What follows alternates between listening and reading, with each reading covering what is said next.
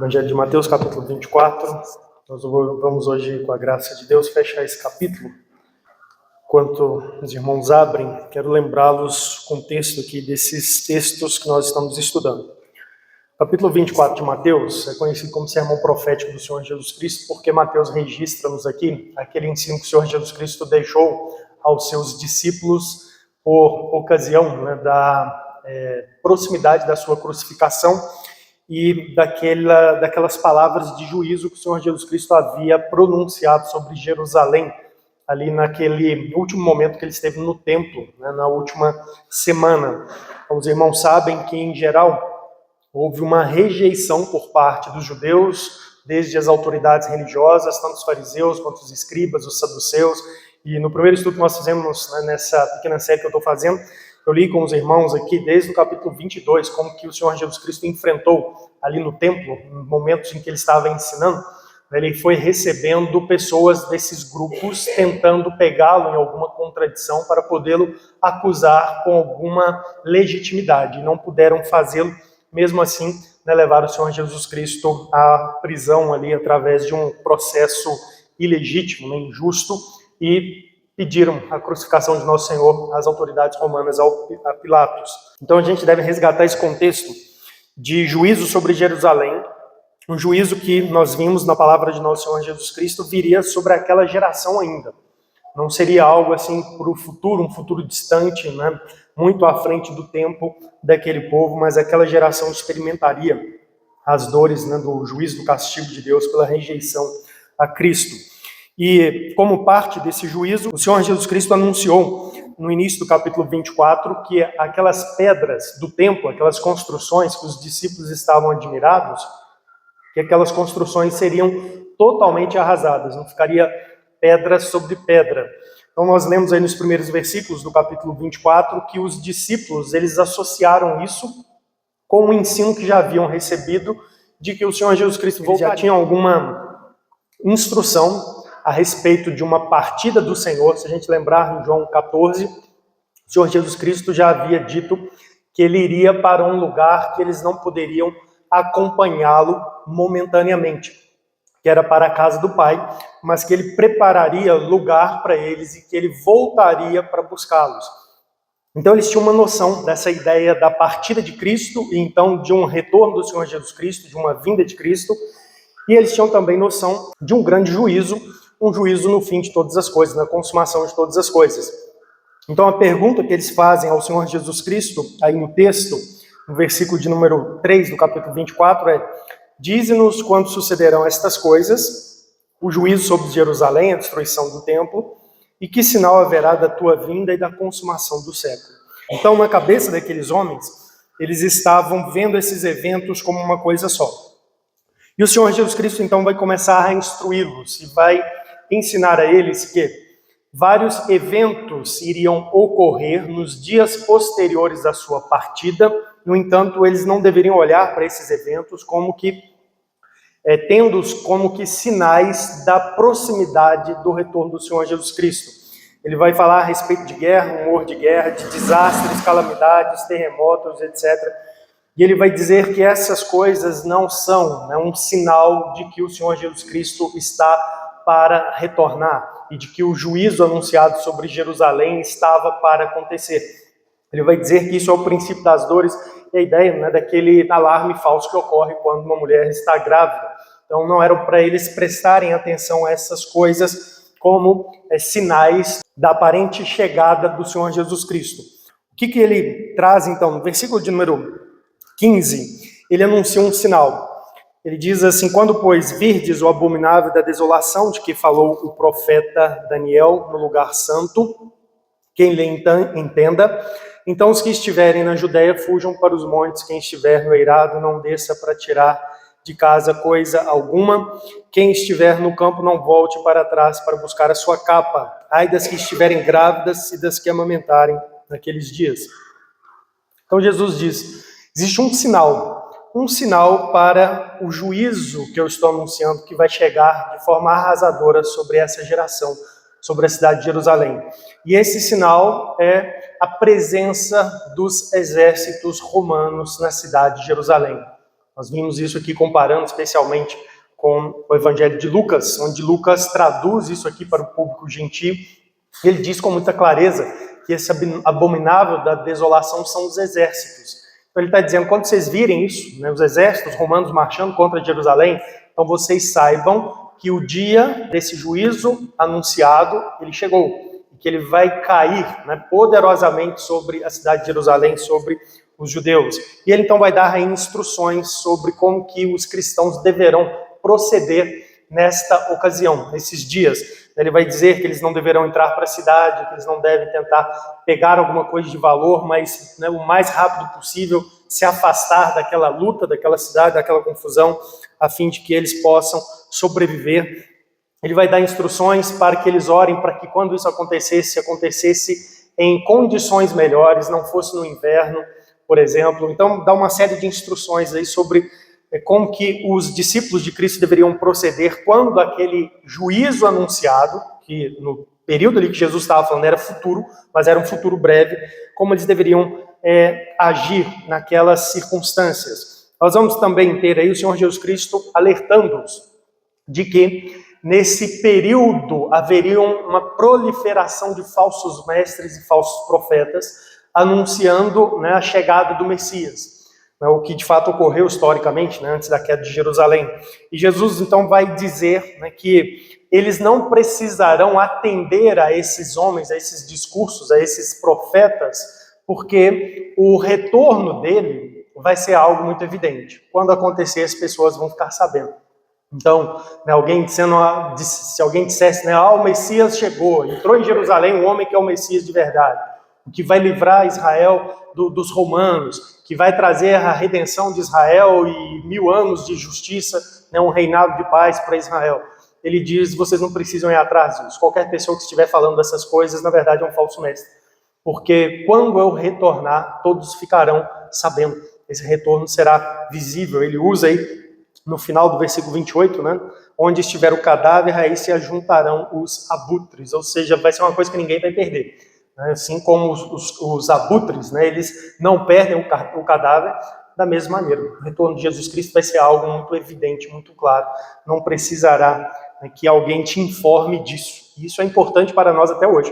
Até hoje tem pessoas tentando informar as pessoas da realidade, né, ou da possibilidade que Jesus está para voltar talvez esse ano. Talvez daqui 5 anos, né, num prazo de 5 anos, ou nesta semana.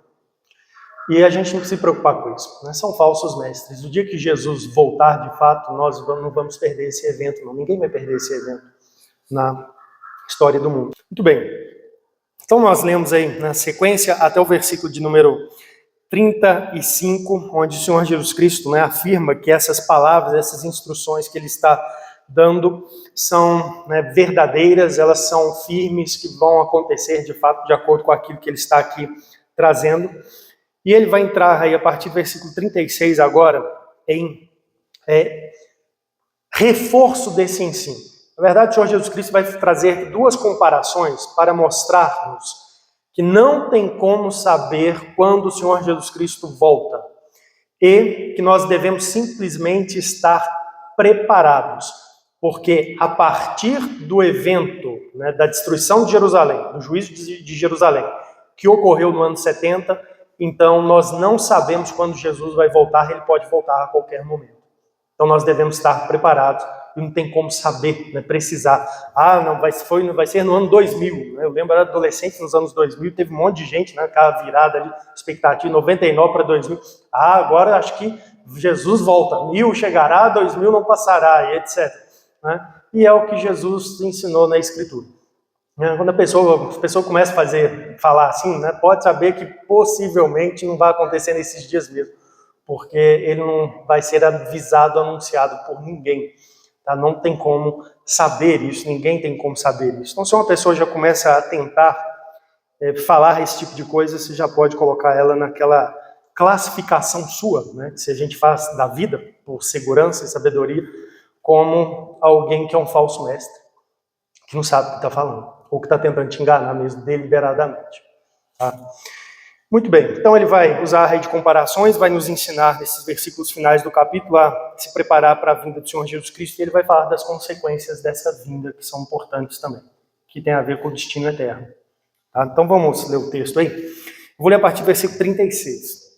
Mas a respeito daquele dia e hora, ninguém sabe, nem os anjos dos céus, nem o Filho, senão o Pai. Pois assim como foi nos dias de Noé, também será a vinda do Filho do Homem. Porquanto, assim como nos dias anteriores ao dilúvio, comiam e bebiam, casavam e davam-se em casamento, até o dia em que Noé entrou na arca, e não o perceberam, senão quando veio o dilúvio e levou a todos, assim será também a vinda do Filho do Homem. Então, 2 estarão no campo, um será tomado e deixado o outro. 2 estarão trabalhando no moinho, uma será tomada e deixada a outra.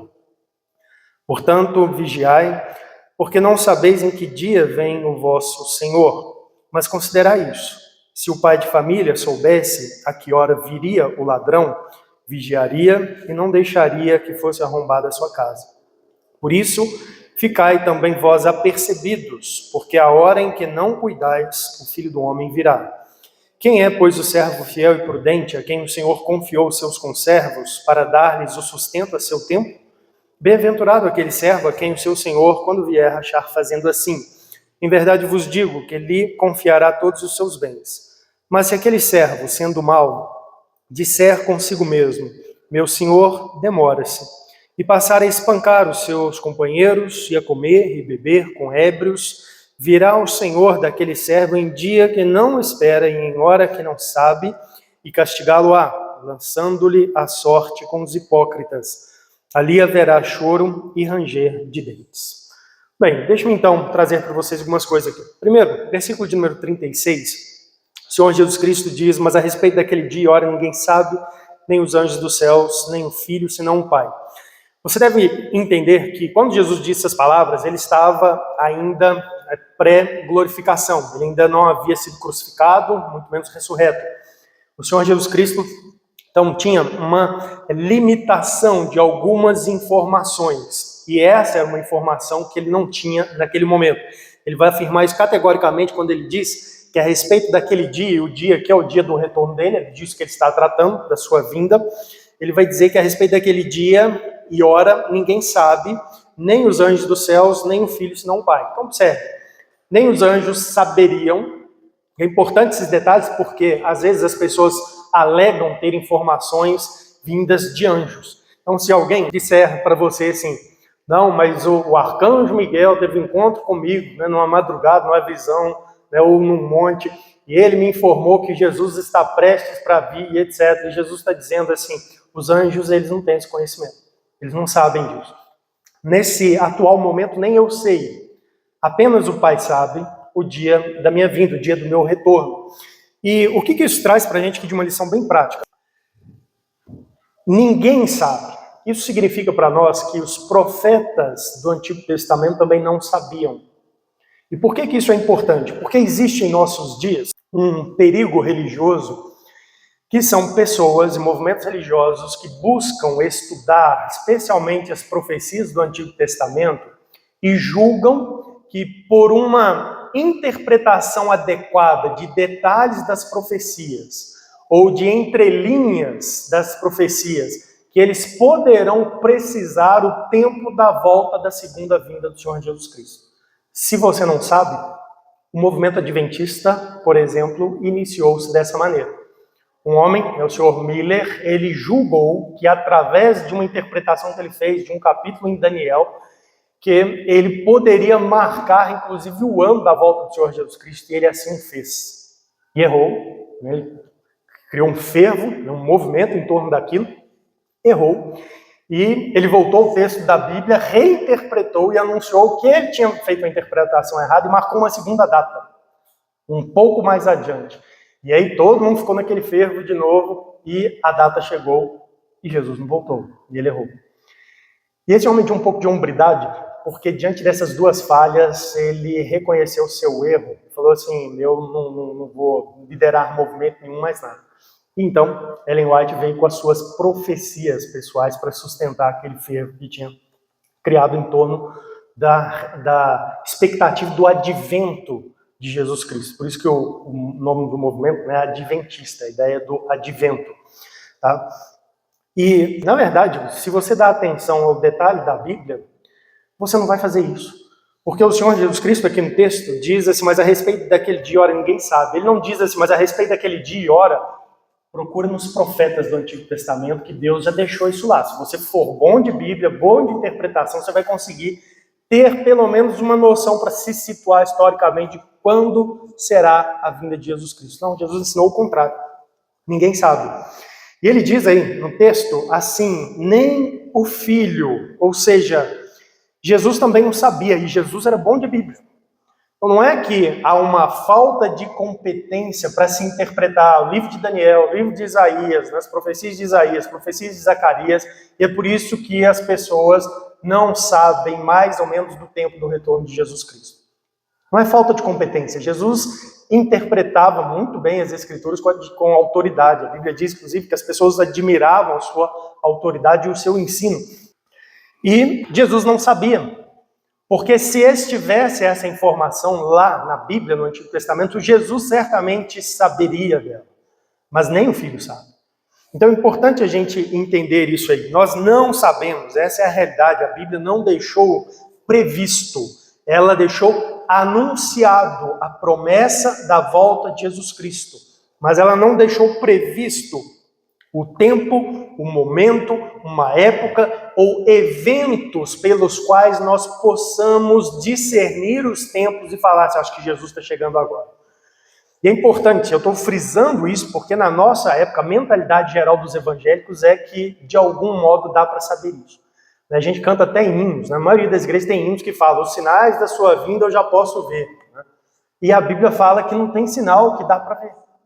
Entende? A Bíblia diz que ninguém sabe. E é por isso que será uma surpresa. E é por isso que a Bíblia diz assim, ela não diz assim, quando essas e as coisas acontecerem, você se prepare. Não, a Bíblia diz estejam preparados sempre, porque não tem sinais para apontar isso. Então essa é a perspectiva aqui do ensino da Escritura Sagrada e é por isso que nós temos que estar vigilantes. Tá? Então, existem dois perigos aí que você precisa evitar. É o perigo, né, de achar que eu não preciso me preocupar com a volta do Senhor Jesus Cristo. Né, a gente precisa pregar para as pessoas sobre isso. Será o fim, né, da oportunidade de reconciliação. Mas a gente precisa também nos preocupar com as pessoas que ficam alardeando em torno desse tema. Tá? Então, muito cuidado com isso. Nós temos pessoas oportunistas que estão crescendo, né, especialmente financeiramente, usando desse tema, desse assunto aí, né, nos nossos dias, assim como já tem levantado em todas as épocas da igreja. Tá? Hoje a internet é um lugar, assim, um campo fértil disso aqui. Está cheio de profetas na internet, intérpretes da Escritura, que olham para circunstâncias e estão prometendo que Jesus vai vir na hora que passar a pandemia, no meio da pandemia, na hora que chegar, né, no tal momento na guerra da Ucrânia, na guerra de Israel com o Irã e etc. E a gente vai vendo que, né, nada dessas coisas acontece conforme a Bíblia diz. Tá? Muito bem. Então vamos lá, versículo número 37. O Senhor Jesus Cristo continua insistindo então que a volta dele será uma surpresa completa ao mundo. Não há sinais, vai ser uma surpresa. Diz assim, porque assim como foi nos dias de Noé, também será a vinda do Filho do Homem.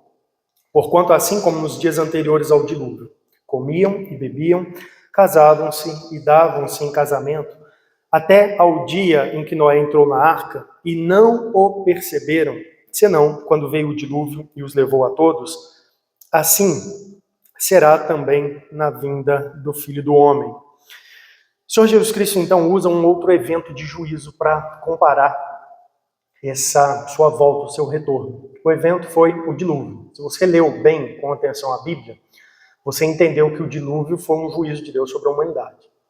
O dilúvio foi um evento que Deus usou para destruição da terra. Para destruição da terra. Pedro fala isso lá na segunda epístola de Pedro, capítulo 3. Né? A partir daquele evento, ele fez uma nova realidade. Tá? Foi um evento de destruição da humanidade, de juízo sobre a humanidade. E o Senhor Jesus Cristo chama a atenção para o relato das Escrituras, onde a Escritura descreve, depois você pode ler ali em Gênesis capítulo 7, que o dilúvio veio de repente, de surpresa, em tempos de normalidade para as pessoas. Exceto Noé, que foi avisado por Deus, creu na palavra de Deus e pregava para as pessoas, mas ninguém mais deu bola para aquilo. As pessoas continuaram tocando as suas vidas. Vidas normais, elas continuaram preocupadas em trabalhar, ter o que comer, ter o que beber. Tá? Elas continuaram preocupadas em casarem-se, em gerarem filhos, em desfrutarem da companhia de uma vida conjugal. E a coisa continuava assim normal até que de repente Deus fala com Noé assim, entra para a arca, vai ser agora. E ele entra, Deus fecha a porta e o mundo desaba sobre todos, sobre todos. Não teve aviso. Você lê o texto na Escritura, você pode ler o Gênesis capítulo 7 todo, você não vai ver ali Deus dando nenhum sinal. A única mensagem que tinha era pregação através de Noé. Deus vai julgar o mundo. Arrependa-se e participe comigo disso aqui. Eu não sei quando, mas vai acontecer. Era a única mensagem que tinha.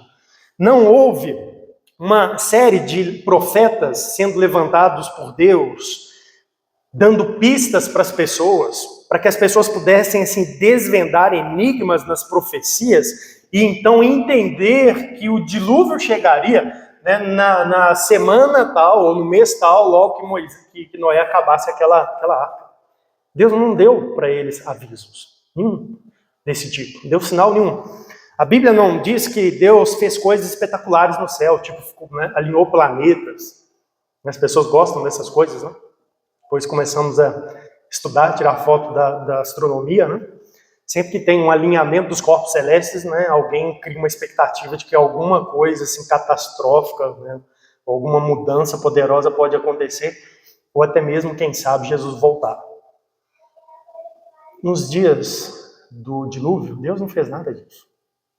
A Terra e o universo estavam rodando seu ciclo normal. Não tinha nada disso. Deus não criou eventos no Sol ou na Lua. Ele não apagou o Sol uma semana antes, 2 dias antes. Ele não transformou a Lua, né, em algo negro, sei lá, escondeu ela no céu para deixar as pessoas alarmadas, tipo, o que está acontecendo? Será que tem uma divindade irritada conosco? Vamos dar atenção à pregação de Noé. Deus não fez nada disso. E aquelas pessoas foram, então, surpreendidas na sua incredulidade e dureza de coração. E Jesus está dizendo que a vinda dele vai ser assim. Não tem sinal. Não tem sinal. Olha o 40. O texto diz assim: então, 2 estarão no campo. Um será tomado e deixado o outro. 2 estarão trabalhando no moinho, uma será tomada e deixada a outra. Portanto, vigiai, porque não sabeis em que dia vem o Senhor. Ele continua mostrando essa realidade de que será um evento assim de surpresa para as pessoas, uma interrupção repentina da normalidade da vida das pessoas. É isso que Jesus está dizendo. Ele diz assim, estarão 2 no campo. Aí você imagina 2 pessoas trabalhando no campo, né, lavrando a terra, trabalhando numa plantação, sei lá, colhendo milho, espigas de milho, capinando uma leira de café. E naquele momento, enquanto estão trabalhando, o Senhor vem, um é levado, o outro fica. Uma interrupção da normalidade. 2 estarão trabalhando muito. Um vai embora, o outro fica. E aí o ensino portanto, vigiai, porque não sabeis em que dia vem o Senhor. Percebe como isso é claro na Escritura? E é impressionante isso, porque eu ensino isso para as pessoas, esse assunto as pessoas sempre têm dúvidas, né? E vira e mexe a gente tem que trabalhar isso com as pessoas, e você ensina e mostra isso, e daí a pouco as pessoas estão assim, mas os sinais? Ah, deu um terremoto lá no Chile, é sinal de Jesus está voltando?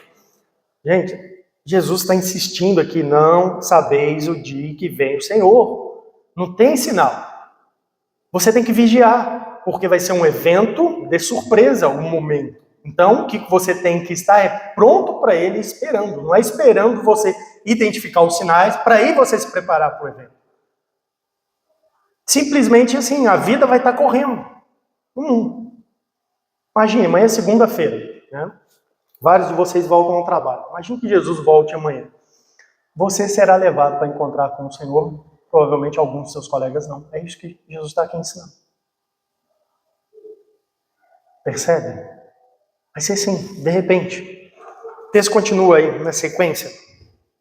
Versículo 43. Considerai isso. Se o pai da família soubesse a que hora viria o ladrão, vigiaria e não deixaria que fosse arrombada a sua casa.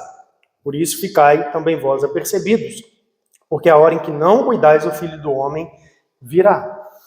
Então Jesus diz, gente, pensa nisso. Se uma pessoa soubesse a que hora o ladrão viria, aí ele ia se preparar ali, né, de acordo com o que ele achasse que fosse necessário. Talvez algumas horas antes ele ia ficar de prontidão, talvez ele começar uma preparação dias antes. Se ele soubesse que o ladrão viria com uma turma, com armas pesadas, talvez ele se prepararia dia antes, né? Eu estou lembrando aqui do filme do Rambo, tá, John? Ele prepara todo o celeiro em torno da fazenda lá dias antes. Então, depende daquilo que você vai enfrentar, você vai se preparar com maior dedicação e gastar mais tempo. E é isso que ele está aqui dizendo. Se você sabe, você então se prepara dentro daquilo que você sabe. Mas a realidade é que nós não sabemos. E se nós não sabemos, o que a gente tem que fazer? A gente tem que ficar de prontidão.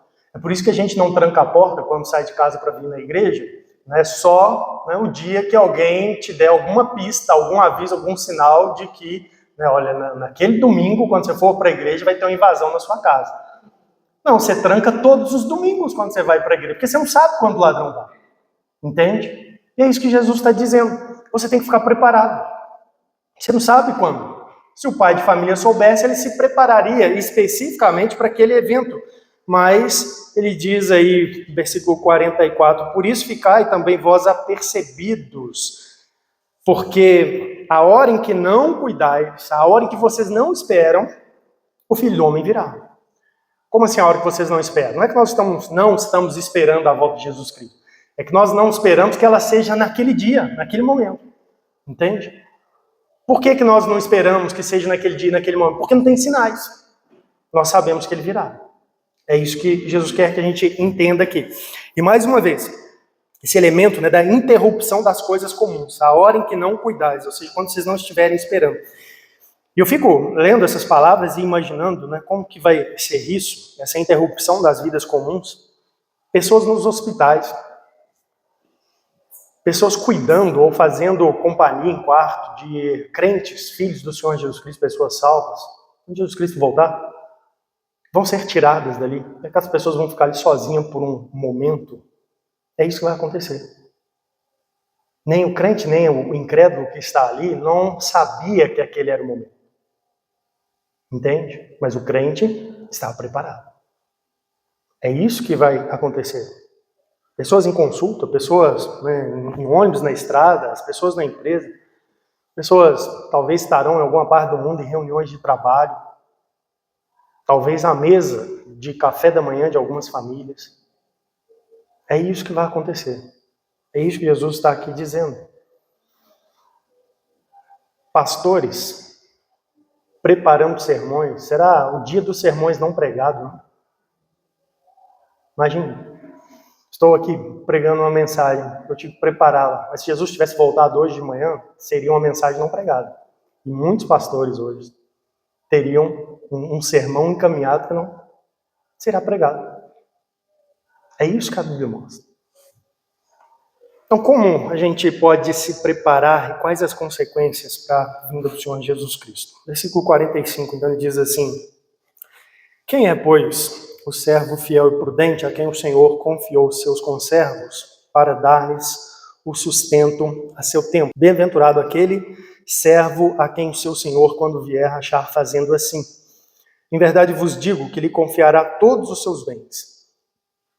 Mas se aquele servo, sendo mau, disser consigo mesmo, meu senhor demora-se, e passar a espancar os seus companheiros, e a comer e beber com ébrios, virá o senhor daquele servo, de novo, em dia em que não espera, em hora que não sabe, e castigá-lo-á, lançando-lhe a sorte com os hipócritas. Ali haverá choro e ranger de dentes. Nós temos aqui a parábola, então, do servo bom, do servo mal. Os servos fiéis aqui, prudentes, são aqueles que estão preparados, aqueles que estão prontos para a vinda do Senhor, para a chegada do Senhor Jesus Cristo. Como que eles são pessoas que estão preparadas para essa vinda, para essa chegada? O texto diz aí no versículo de número 45, que esses servos são aqueles a quem o Senhor confiou os seus conservos, ou seja, deu a eles uma tarefa, uma responsabilidade a cumprir enquanto ele está ausente, enquanto ele está fora.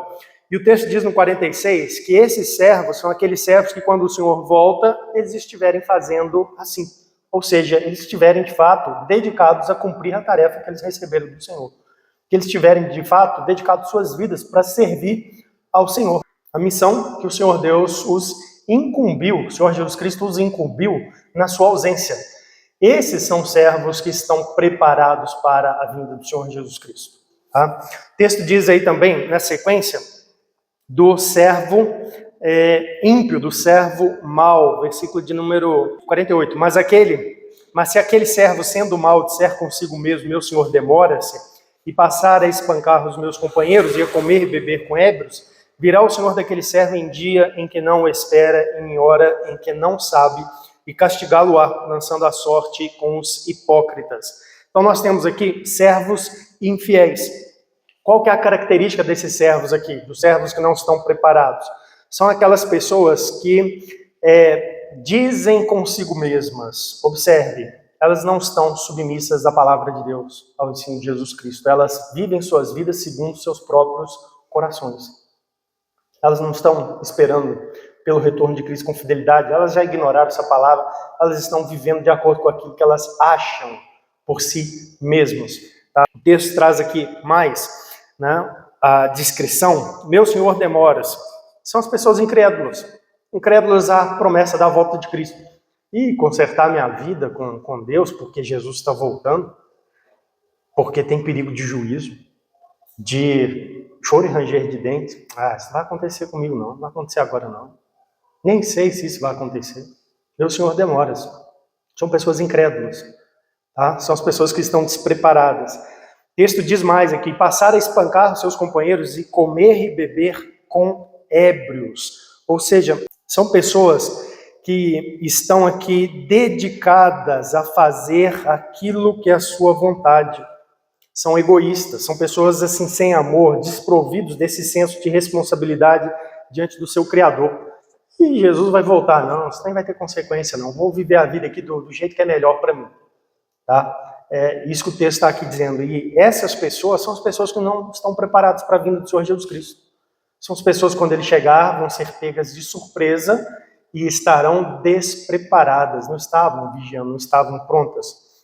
E esse tipo de pessoa, ela é qualificada aqui pelo Senhor Jesus Cristo. Importante a gente observar aqui. Versículo de número 48. Mas se aquele servo sendo mau, essa é a qualificação das pessoas despreparadas. Essa é a avaliação que o Senhor Jesus Cristo faz, é importante. A gente precisa entender que uma pessoa que despreza a graça de Deus, o perdão de Deus, que despreza o sacrifício de Jesus Cristo, que despreza a esperança da volta do Senhor Jesus Cristo, que despreza a palavra de Deus, o aviso do Evangelho, que despreza a própria integridade de Jesus Cristo, que é quem fez a promessa que vai voltar, essa é uma pessoa que é má. É uma pessoa cujo coração é contrário, hostil a Deus, ao Filho de Deus. Não tem como classificar essa pessoa de outra maneira. Ela é má. Mais do que isso, ou melhor, além disso, não mais no sentido que mais grave, mas no sentido de além, essa pessoa também, ela é egoísta, é sem amor. A maneira como ela vive voltada para ela, segundo seus pensamentos, se aproveitando dos outros. Jesus escreve aqui na figura isso como alguém que espanca os outros, se aproveita dos outros e se envolve com vícios e os prazeres carnais aqui desse mundo. Isso é uma pessoa desprovida do senso de responsabilidade diante do Criador. Isso é mal. Isso é mal. Nós temos que prestar contas àquele que nos fez e nos sustenta a cada instante. E uma pessoa que vive assim, ela está vivendo uma profunda rebeldia contra alguém que a fez e que a sustenta com graça, favor e misericórdia. E qual que é o destino merecido dessa pessoa? É condenação. A vinda do Senhor Jesus Cristo trará consequências, tanto para o servo bom quanto para o servo mau. Dê uma olhada aí comigo. Volta aí no texto. Bem-aventurado aquele servo a quem o seu Senhor, quando vier, achar fazendo assim. Em verdade vos digo que ele confiará todos os seus bens. Olha a recompensa do servo fiel. Ele será recompensado. O Senhor Jesus Cristo vai lhe confiar os seus bens, ou seja, vai nos abençoar poderosamente segundo as suas promessas. Nós vamos, de fato, herdar as promessas de Deus. Esse é o bem que está prometido para nós. Ressurreição com Cristo, sem pecado, comunhão com Deus para sempre, novo céu, nova terra que habita a justiça. E mais que isso. Mais que isso. Mas o que acontece com quem é mau? Com quem é infiel? O texto diz lá no final, consequência, versículo 50, virá o Senhor daquele servo, em dia que não espera, em hora que não sabe, e castigá-lo-á, lançando-lhe a sorte com os hipócritas. Ali haverá choro e ranger de dentes. A consequência é castigo. No dia que o Senhor Jesus Cristo volta, irmãos, é o dia do juízo também, onde ele vai conceder recompensa aos que foram salvos pela graça e permaneceram fiéis a ele. Mas ele vai conceder também o castigo, o justo castigo, àqueles que são maus. É isso que vai acontecer na vinda do Senhor Jesus Cristo. É por isso que esse é o evento que consuma todas as coisas. Essa história, essa terra, quando o Senhor Jesus Cristo voltar, isso aqui termina. E ele então criará depois do juízo novos céus e nova terra para aqueles que servem a ele. Novos céus e nova terra em que habitam a justiça para comunhão com ele. Mas quando ele vem, ele traz juízo e o castigo e o lançar no inferno, que será o lugar dessas pessoas. Essa palavra aqui, essa expressão no final do versículo 51, ali haverá choro e ranger de dentes. Ele não menciona que o inferno, mas ele o descreve, né? Essa maneira aqui da escritura, choro e ranger de dentes é uma referência bíblica ao sofrimento do inferno. Aquela experiência perpétua de agonia que o ser humano vai viver longe de Deus, sob o juízo, sob o castigo de Deus por causa da maldade no seu coração. É isso que o texto traz aqui. Choro e ranger de dentes, uma agonia constante, um castigo constante.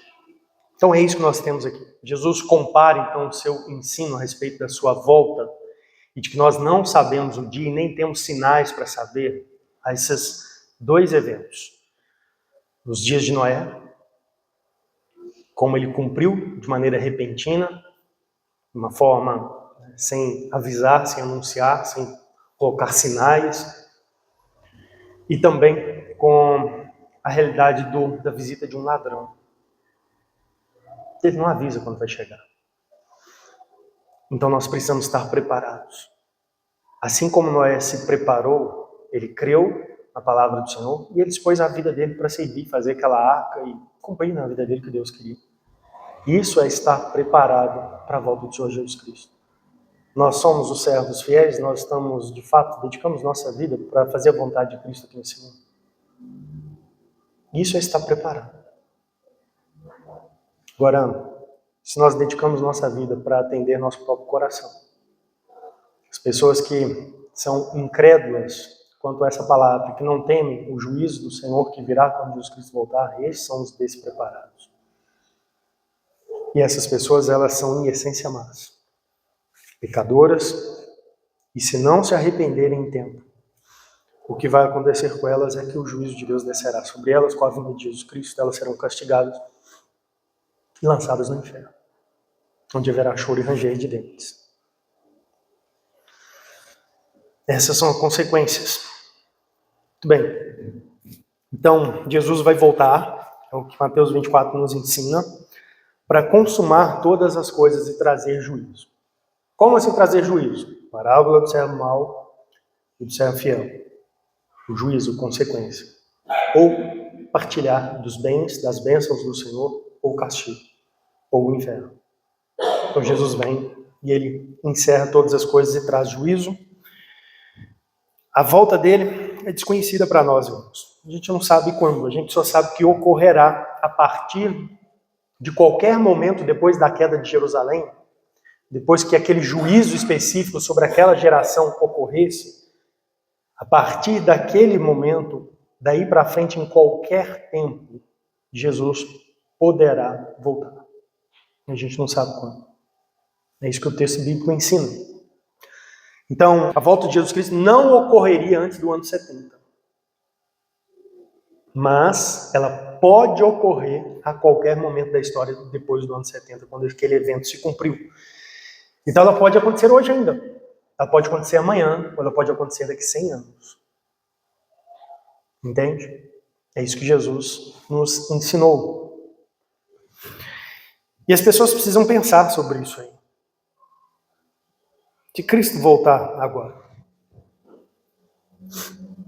quando a gente tem liberdade para conversar com alguém a respeito do Evangelho, e a gente vai avançando na caminhada, irmãos, do Evangelho, uma das coisas que podem ser necessárias fazer é desafiar as pessoas a respeito da volta de Cristo. As pessoas precisam de receber essa informação para que talvez, por essa informação, o Espírito de Deus abale seus corações. Essa é uma realidade. Tem várias pessoas que eu gostaria que demonstrassem um fruto de arrependimento verdadeiro hoje, porque pode ser que Jesus Cristo volte hoje ainda. E essas pessoas, elas estejam entre os servos infiéis, os que não estavam preparados. A gente precisa de mostrar às pessoas que isso é uma realidade. Vamos, para encerrar, lá no texto de 1 Tessalonicenses, eu quero lê-lo rapidamente com os irmãos, onde o apóstolo Paulo também ensinou-lhe a igreja de Tessalônica a respeito da volta do Senhor.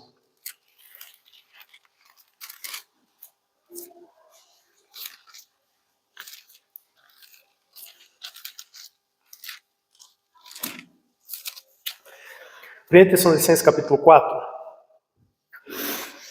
E a gente precisa de entender isso aqui, porque às vezes as pessoas, no seu pensamento maldoso, em rebelião contra Deus, elas pensam coisas assim absurdas. Por exemplo, coisas do tipo assim, então, se eu morrer antes de Jesus voltar, então eu vou deixar de receber essas consequências. Isso aí vai acontecer para as pessoas que não estiverem preparadas quando ele voltar. Se eu partir antes. Não. Essas consequências, elas virão tanto para o salvo quanto para o ímpio. Tá? Essa é uma realidade na Escritura. Então vamos pensar aqui. 1 Tessalonicenses capítulo 4, a palavra de Deus diz assim, versículo 14: Pois se cremos que Jesus morreu e ressuscitou, assim também Deus, mediante Jesus, trará em sua companhia os que dormem. Quando Jesus Cristo voltar, Deus, junto com Jesus, vai trazer as almas dos que morreram, os que dormem, aqueles que morreram, em sua companhia. A Bíblia vai nos ajudando a formar aquele entendimento de como vai ser o retorno de Jesus. Então a gente não tem sinais, pode ser a qualquer momento, e quando acontecer, todo olho verá, vai ser um evento visível, por isso que não precisa ser avisado por ninguém vai perder esse evento. E junto com o Senhor Jesus Cristo vão estar os espíritos, as almas daqueles que já morreram em Cristo. Ninguém perde esse evento. A pessoa que morreu não perde esse evento. Tá? É o último evento dessa história, como ela está. O texto diz aí mais. Ora, ainda vos declaramos por palavra do Senhor isso, nós os vivos, os que ficarmos até a vinda do Senhor, de modo algum precederemos os que dormem. Observe, está falando aí da vinda do Senhor, e ele está falando assim, a vinda do Senhor. Algumas pessoas querem dividir, né, e criar aqui uma teologia para encaixar determinadas interpretações, percepções, expectativas que tem, vão dizer assim, não, a vinda do Senhor é diferente do arrebatamento, etc. E você vai olhar na Bíblia, Paulo está falando da vinda do Senhor. A vinda do Senhor aqui. Assim como você lê Mateus 24, a vinda do Senhor, a vinda do Filho do Homem. Tá? Então ele diz que ninguém vai ficar para trás nisso. Tá? Ninguém vai ficar para trás nisso. Até as pessoas, né, que estiverem vivas, quando o Senhor Jesus Cristo voltar, elas não vão ter uma vantagem sobre aqueles que estiverem mortos. Não vão ter. Todo mundo vai participar desse negócio, desse evento. Versículo 15. Porquanto o Senhor mesmo, dada a sua palavra de ordem, ouvida a voz do arcanjo e ressoada a trombeta de Deus, descerá dos céus.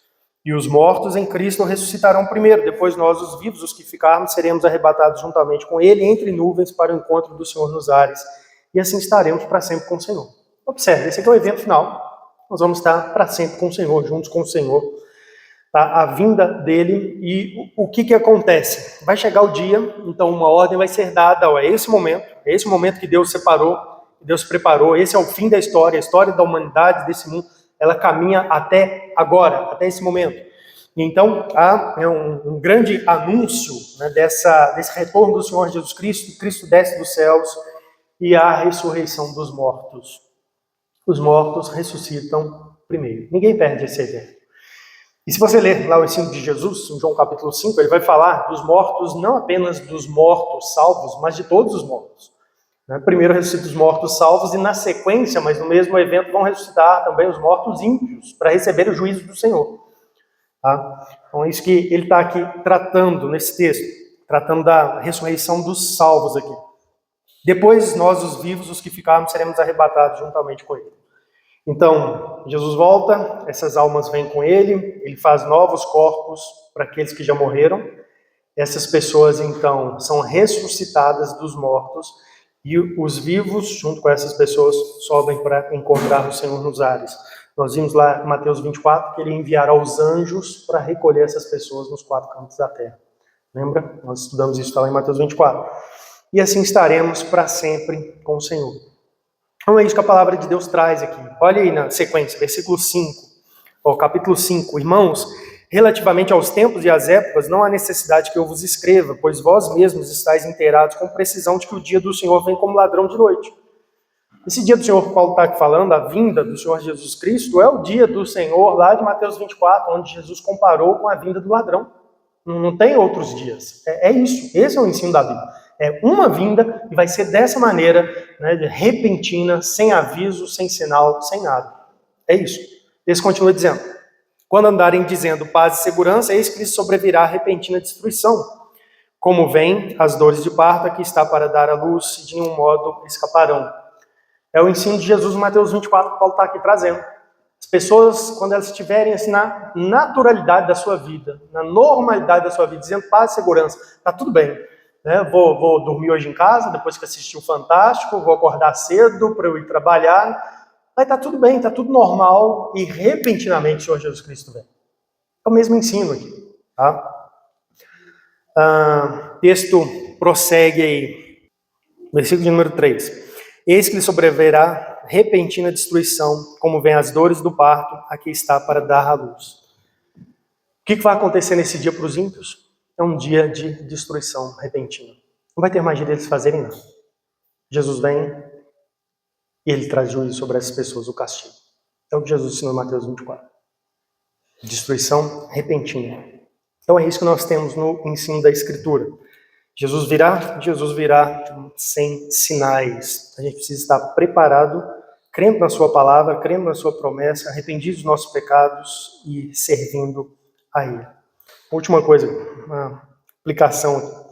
Existe uma linha de interpretação na Bíblia, conhecida como dispensacionalismo, e eu não sou dessa posição, né? A confissão de fé de nossa igreja também não assume essa posição, mas essa posição vai ensinar e dizer que a volta de Cristo ela acontece em duas fases.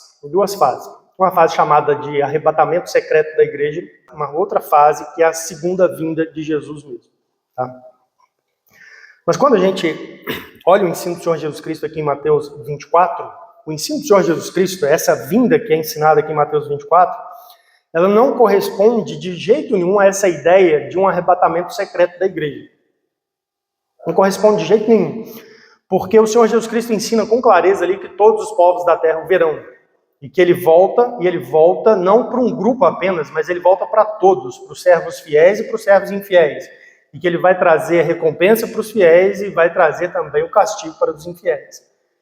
Então essa ideia de um arrebatamento secreto não encaixa-se na Escritura. Isso é uma teologia assim, onde as pessoas inventaram isso, você não vai encontrar isso. Lendo a Bíblia com sinceridade, assim, você não vai encontrar isso. Onde a Bíblia fala de arrebatamento secreto? Onde que a Bíblia fala isso?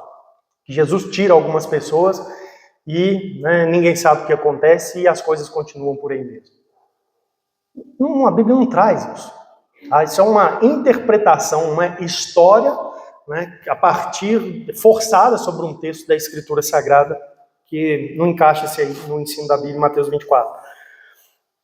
Essa ideia também, então, do dispensacionalismo, de que Jesus vem, faz esse arrebatamento secreto da igreja, depois de 7 anos ele volta e ele instaura aqui na terra um reino milenar com o seu povo aqui na terra.